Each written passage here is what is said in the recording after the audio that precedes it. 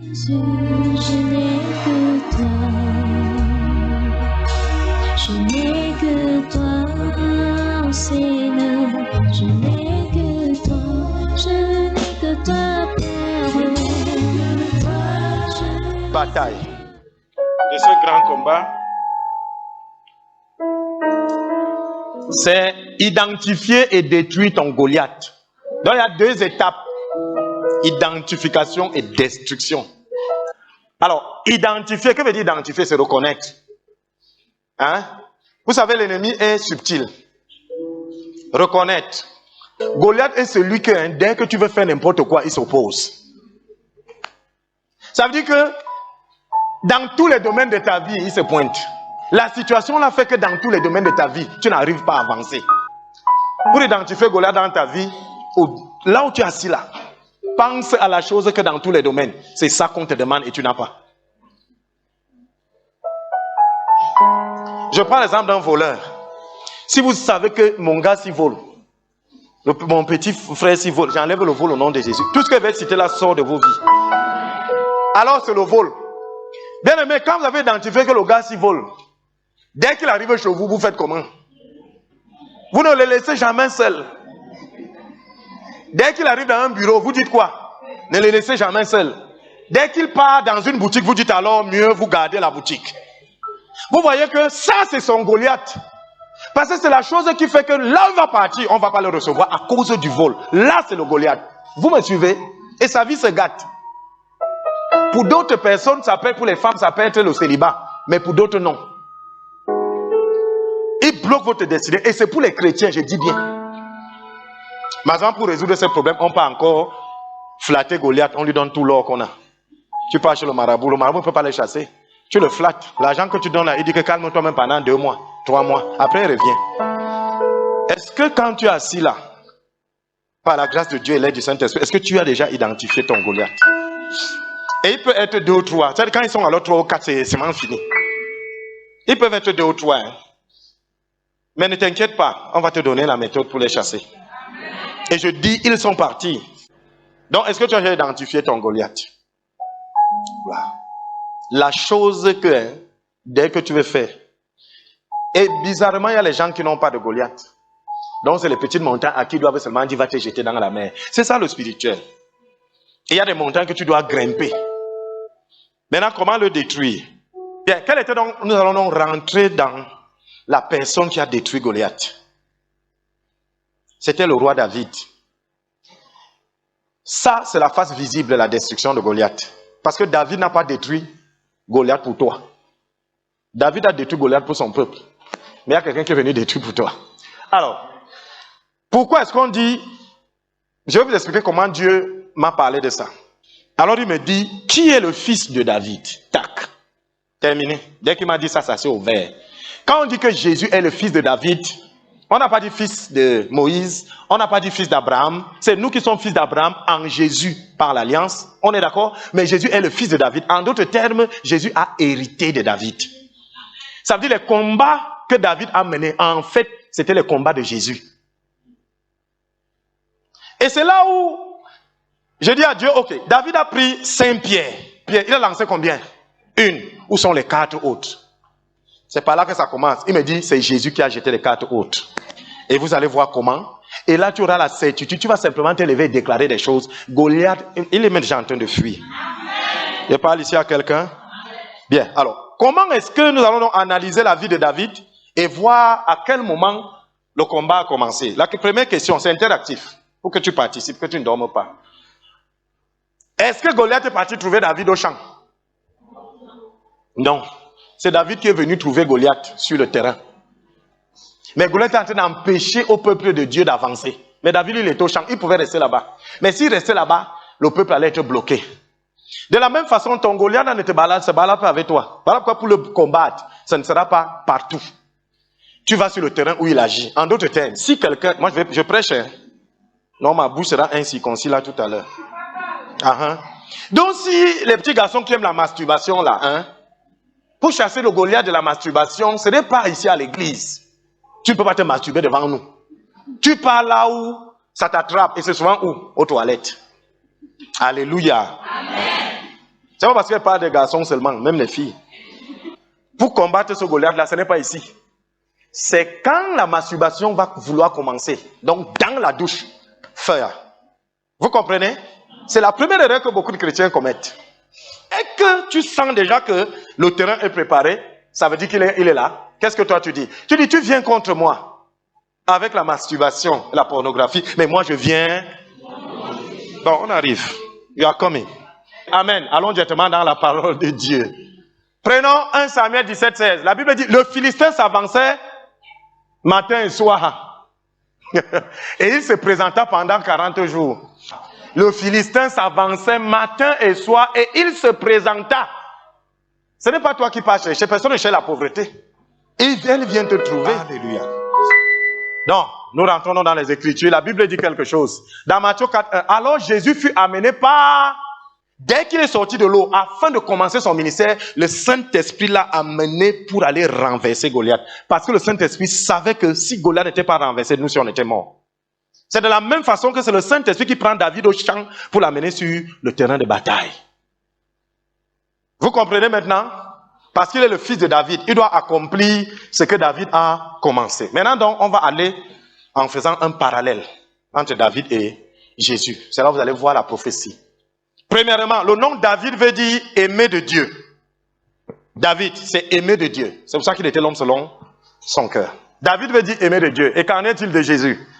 La Bible dit dans Matthieu 3, 16, 17. Dès que Jésus eut été baptisé, il sortit de l'eau et voilà les cieux s'ouvrir et il vit l'Esprit de Dieu descendre comme une colombe et venir sur lui. Et voici une voix se fit entendre des cieux en disant, celui-ci est mon fils bien-aimé en qui j'ai mis toute mon affection. Si David, son nom voulait dire bien-aimé, aimé de Dieu, à Jésus on a dit tu es mon bien-aimé. Et regardez bien, pourquoi est-ce que c'est à la sortie de l'eau que Dieu vient dire? C'était tout de même pour lui dire que ta mission commence.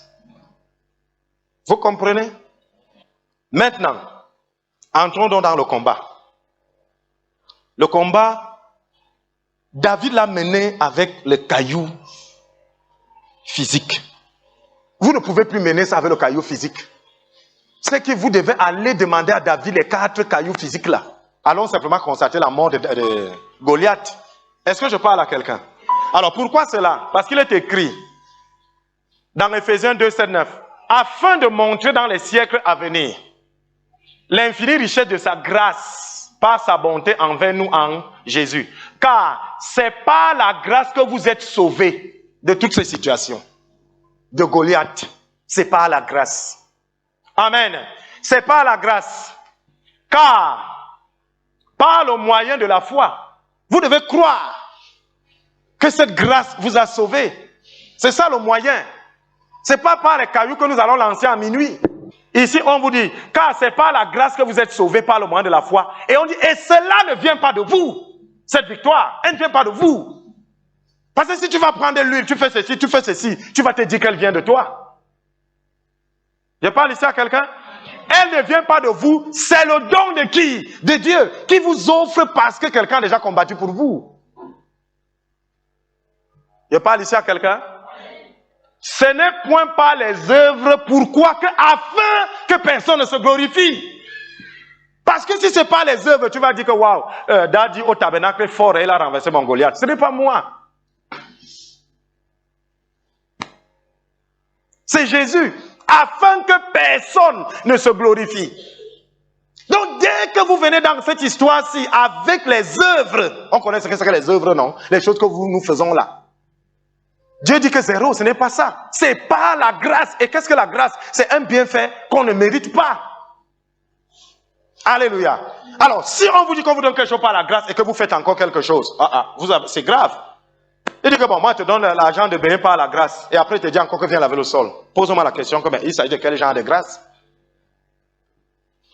Et on le fait afin que personne ne se glorifie parce que Dieu ne partage pas sa gloire. Oh, chaque jour qui passe, nous partageons la gloire de Dieu, nous les pasteurs. Je viens rendre témoignage parce que mon père m'a rien. C'est quoi ça? Dis même que Dieu a utilisé, voilà. Et pour appuyer cela, Dieu dit ceci, Galates 5, 3, 5. Et je proteste encore. Et Dieu proteste. Il dit, je proteste une fois à tout homme qui se fait circoncis, qu'il est tenu de pratiquer la loi tout entière. Donc, si vous voulez aller dans la circoncision, c'est-à-dire les choses de Dieu là, faites donc tout. Je parle à quelqu'un ici. Vous êtes, on dit, vous êtes séparés de Christ, vous tous qui cherchez la justification de la loi. Est-ce que... Vous êtes séparés de Christ, vous tous qui cherchez la justification dans la loi, vous êtes déchus de la grâce. Donc vous qui voulez appliquer des méthodes pour vaincre Goliath, vous êtes séparés de Jésus. Appliquez donc vos méthodes. Ne parlez plus au nom de Jésus. Et c'est pour ça que au nom de Jésus devient comme une formule chez certains pour couvrir ce qu'ils font. Dès que quelqu'un fait... Alors il y a quelque chose qui est important. On a choisi, chaque camp a choisi son champion. Chaque camp a choisi son champion. Les Philistins ont choisi qui? Goliath. Mais les Juifs n'ont pas choisi David. Au contraire, ils se sont opposés. Alléluia. Amen. Les Juifs n'ont pas choisi David. David s'est proposé lui-même par le Saint-Esprit. Vous me comprenez? David s'est proposé lui-même par le Saint-Esprit. Et c'est ce que Jésus a fait. Nous n'avons pas choisi Jésus pour venir être notre champion. Il s'est désigné lui-même. Prenons Ésaïe 6:8. J'ai entendu la voix du Seigneur disant, qui enverrai-je et qui marchera pour nous? J'ai répondu, me voici, envoie-moi. David n'a pas été choisi. Il s'est désigné lui-même sous l'action du Saint-Esprit. Et ici là, vous voyez qu'on dit, me voici, envoie-moi. Personne ne l'a choisi. Même Dieu ne l'a pas choisi Jésus. C'est lui-même qui s'est choisi. Est-ce que vous voyez déjà la corrélation entre David et Jésus, notre Seigneur, notre champion. Notre champion. Dis, Jésus est mon champion. Donc, s'il faut donc respecter cela, si Jésus gagne, on a gagné. Si Goliath gagne, ils ont gagné. Toi, tu pars encore faire quoi? Entrons dans les Écritures. Dans 1 Samuel 17, 34, 35, la Bible dit, David dit à Saül, ton serviteur faisait paître les brebis de son père. Ça, c'est une parole de révélation. Ce combat, ce n'est pas chez le marabout que ça se passe. C'est pendant que nous faisons paître les brebis. C'est pendant que vous êtes assis là, que vous paissez. C'est ça, non? On vous donne la nourriture spirituelle, non? Donc, c'est pendant que nous paissons, qu'on vous paie là, que la victoire se prend. Hein? Pendant que ton serviteur faisait paître les brebis de son père, et quand un lion ou un ours venait à enlever du troupeau, je courais après lui, je le frappais et j'arrachais la brebis de sa gueule. Maintenant, un homme vient, toi tu me donnes les conseils. Laisse-moi appliquer la même méthode que j'appliquais avant. S'il se dressait contre moi, je le saisissais par la gorge, je le frappais et je le tuais. Ça, c'est la prophétie. Est-ce que je parle à quelqu'un ici? La suite, 17, 36, 37. C'est ainsi que ton serviteur a terrassé le lion et l'os. Et il en sera du Philistin. Voilà donc là où ça commence. Il en sera du Philistin. Il n'a pas encore affronté le Philistin. C'est ça la foi. La bonne opinion de Dieu. Ce que Dieu a fait avec moi là, il le fera. C'est un problème d'opinion. Il ne l'a pas encore fait, mais il le fera. Parce que Dieu est fidèle. Il est le même, il ne change pas. Donc comme j'ai terrassé l'ours là, je peux terrasser aussi Goliath. Parce que chacun d'entre nous a une expérience avec Dieu qui lui sert de référence.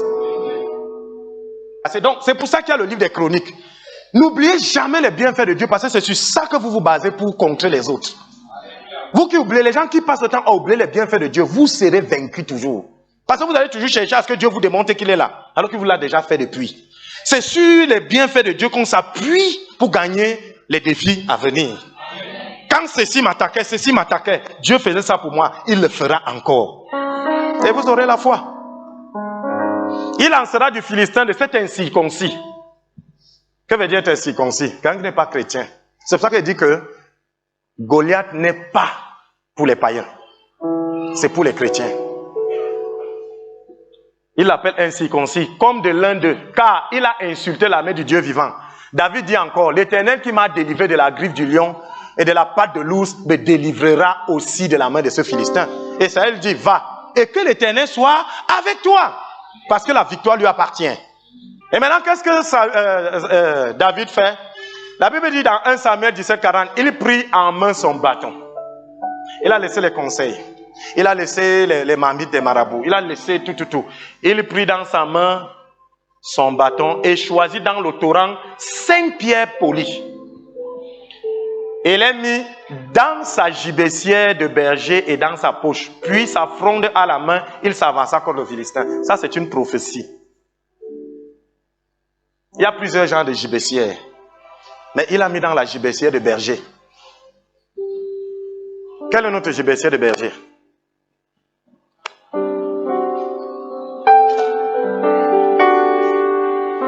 C'est ça la gibecière du berger. Il y a les gibecières des francs-maçons. Les livres ésotériques. Mais ça, c'est la gibecière du berger. Du bon berger. Donc, il a pris 5 pierres ici dedans. La parole de Dieu, c'est ça les pierres là. Alléluia. Il les mis dans sa gibecière de berger et dans sa poche, puis sa fronde à la main, il s'avança contre le Philistin. On va toujours vers Goliath, on ne le fuit pas. On va vers lui. Amen. Il s'avança. Et quand il était à côté, David dit aux Philistins, dans 1 Samuel 17, 45, « Toi, tu marches contre moi avec l'épée, la lance et le javelot. Et moi, je marche contre toi au nom. » Ça veut dire que je ne marche pas avec le nom. C'est 2 choses. Je ne marche pas avec le nom, je marche au nom. Donc apprenez à marcher au nom et non avec le nom. Marcher au nom et non avec le nom. La religion, c'est marcher avec le nom. Mais la foi, c'est marcher au nom. Je parle ici aux gens. Donc David dit donc que toi tu marches avec. Mais moi je viens au nom. C'est 2 choses. Et ils viennent souvent avec les solutions. Ils viennent avec les fils. Ils viennent avec les courriers. Ils viennent avec. Mais toi tu n'es pas avec rien, mais tu viens au nom. Un bon chrétien, la seule arme qu'il a, c'est sa Bible à main. Hein? Parfois, il n'a même pas la Bible. I am the Bible. J'ai la Bible dans la tête. Il laisse toutes ces choses-là. Mais il vient au nom. Mais le marabout va venir d'abord. Il attache le truc rouge. Et il marche avec. Mais nous, on marche au nom. C'est ça la différence. Entre un chrétien et un croyant. C'est celui au nom duquel il est venu qui a mis la force. Et le cavalier parti entrer. Et qu'est-ce que David a fait? Il a pris l'épée du Philistin pour couper sa tête avec. Bien, où sont donc partis les 4 autres pierres? Jésus a hérité. Il a mis où? Je ne sais pas. Mais à quel moment il les a utilisés? Alors Dieu m'a dit, la fronde n'est pas une arme spirituelle. Pour comprendre où Jésus a utilisé ça, va là où c'est mentionné in extenso. C'est-à-dire là on va dire pierre. C'est là qu'il utilise. Donc, David a utilisé une pierre. Il manque combien? 4. La deuxième pierre, c'est quand? Dans Matthieu 4, 3. Après avoir jeûné 40 jours et 40 nuits, il eut faim. Le tentateur s'étant approché lui dit, si tu es fils de Dieu, ordonne que c'est... Est-ce que je vois même quelqu'un qui voit l'affaire ici comme moi? Ordonne que ces pierres deviennent des pains. Dieu me dit, c'est là qu'est caché le premier jet. Donc la réponse de Jésus qui va suivre ça, c'est là où il jette la pierre. Bon, la deuxième pierre a été lancée ici. La troisième pierre, Dieu me dit toujours, regarde là où le mot pierre se retrouve. Dans Matthieu 4, 5, 7, la Bible dit, le diable le transporta dans la ville sainte, le plaça sur le haut du temple et lui dit, si tu es fils de Dieu, jette-toi en bas, car il est écrit, il donnera des ordres à des anges à ton sujet. Ils te porteront sur les mains, de peur que ton pied ne heurte une... Deuxième, troisième pierre qui est jetée. Aïe, j'étais content. Voilà comment Jésus. Et Jésus lui dit, il est aussi écrit, tu ne tenteras point le Seigneur ton Dieu. Voilà comment il lui jette cette pierre. Est-ce que je parle à quelqu'un? La quatrième pierre, elle est encore plus subtile. La Bible dit, Matthieu 4, 8, 1 dit, Le diable le transporta encore sur une montagne très élevée, lui montra tous les royaumes du monde et leur gloire, et lui dit, je te donnerai toutes ces choses si tu te prosternes et m'adores. Jésus lui dit, retire-toi, ça il entre, car il est écrit, tu adoreras le Seigneur ton Dieu et tu le serviras lui seul. Alors le diable le laissa. Pourquoi est-ce qu'ici il y a Pierre? On l'amène où? Sur une montagne. Il y a quoi sur la montagne? Quand quelqu'un vous demande de vous prosterner toi et adore-moi, on adore dans quelle position? À genoux, non? Et quand tes genoux descendent, ça peut rencontrer quoi? Gloire à Jésus. Voilà la 4e pierre. Et maintenant, la 5e pierre, c'est d'en haut. Quand un géant tombe, ça fait comment? Toum. Hein? Quand un géant tombe, ça fait toum. Dieu me dit donc, quand un géant tombe, ça c'était Goliath, le représentant de Satan. Quand Satan lui-même tombe, le toum là devient quoi? Tremblement de terre. Est-ce qu'il y a eu un tremblement de terre quand Jésus, sur la croix, ça s'est passé? Yes. Ah! Glory. Donc quand ces géants-là tombent, il y a quoi? Tremblement de terre. Est-ce que je parle ici à quelqu'un? Gloire à Jésus. Matthieu 27, 29, il dit, les soldats du gouverneur conduisirent Jésus dans le prétoire et ils s'assemblaient autour de lui. La cohorte. Ils lui ôtèrent ses vêtements et le couvrirent d'un manteau écarlate. Il tressait une couronne d'épines qu'il posait sur sa tête et il lui mit un roseau dans la main droite, puis s'agenouillant devant lui, il le faisait quoi? Il le raillait. Qui faisait ça? C'est pas Goliath. Il faisait ça à David, non? C'est là où Dieu me dit que regarde, voilà Goliath qui entre encore sur le champ de bataille. Il est venu avec les railleries là-bas. Voilà comment il est en train de railler David, mon oint. Intéressant. Nous continuons. Matthieu 27, 30, 31. Il dit, et il crachait contre lui, prenant les roseaux. Qu'est-ce qu'il disait? Est-ce que je suis un chien pour qu'on t'envoie contre moi? C'est ce que Goliath disait. Il dit, et il crachait contre lui, prenait des roseaux et frappait sur sa tête. Après s'être ainsi moqué de lui, il lui ôtait le manteau, lui remit ses vêtements et l'amenait pour le crucifier. Avant le début de la bataille, Goliath avait un manteau. Dès qu'il voulait combattre, il donnait le manteau au type qui l'accompagnait et il prenait ses armes. Après, il lui a ôté le manteau. La bataille a commencé. Est-ce que je parle même ici à quelqu'un? Donc, ce combat que tu veux mener, il a déjà été mené. Dans Jean 10, 19, 30, il dit, quand Jésus eut pris le vinaigre, il dit, Goliath est tombé. Est-ce que je m'adresse à quelqu'un? Il dit, Seigneur, tout est accompli, il a été vaincu. Eux, il ne se présentera plus devant eux. Parce que tout est accompli. Il n'aura plus de pouvoir sur eux. Parce que tout est accompli. Et baissant la tête, il rendit l'esprit. J'ai dit à Dieu ici là que le signe c'est d'en haut. Il me dit dans Matthieu 27, 50, 52, Jésus poussa de nouveau un grand cri et rendit l'esprit. Et voici, le temple se déchira en deux, depuis le haut jusqu'en bas. La terre trembla, les rochers se fendirent, les sépulcres s'ouvrirent et plusieurs des corps saints qui étaient morts ressuscitèrent. Délivrance. Parce que Goliath détenait la destinée d'Israël. Dès que Goliath est tombé ici, la terre a tremblé. Quand un géant tombe, l'endroit où il se trouve, la terre tremble et les captifs sont libérés. Est-ce que je parle ici à quelqu'un? J'ai dit à Dieu, merci Seigneur. Dieu m'a dit, il a tout accompli. Maintenant, vous, il vous reste encore quoi accomplir? Rien. C'est pour ça qu'aujourd'hui, quand vous dites à un démon, pas, ce n'est pas vous qui le chassez en fait. Vous lui rappelez de quitter parce qu'il n'a pas la victoire dans cet endroit. C'est pour ça que c'est par la foi que ça se passe. Donc Jésus nous a donné l'autorité, c'est-à-dire, le quitus de le faire, parce que lui l'a vaincu sur la croix. Donc ce démon qui te dérange là, il est venu, on ne les a pas tués. Mais maintenant toi tu reçois le pouvoir de les chasser, je vais donner le pouvoir de les chasser, mais chassez-les.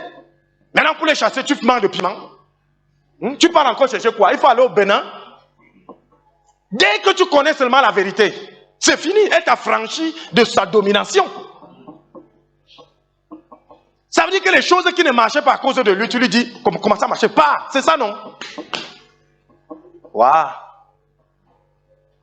Qu'est-ce que vous cherchez alors encore? Pourquoi on annule donc le travail de Jésus? Et Jésus dit donc que tout le monde qui va chercher à gagner ça, sans considérer ce que j'ai fait, lui-même va recommencer le combat. Je ne lui sais à rien. C'est pas ça. La seule chose que je vous demande, c'est de croire, c'est-à-dire par la foi, accepter que je l'ai gagné, parce que je l'ai effectivement fait, je suis fidèle, alors il partira. Est-ce que je m'adresse ici à quelqu'un? Gloire à Jésus.